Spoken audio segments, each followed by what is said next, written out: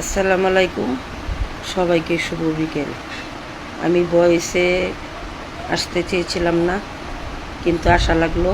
আমার শরীরটা রাগে জিদ্দে কামড়াইতেছে। আপনারা যে আমার এই ভিডিওগুলো দেখবেন, ভয়েস ভিডিওটা দেখবেন, তারপরে বলবেন যে আমি কি কথাগুলো ঠিক করলাম না অঠিক করলাম।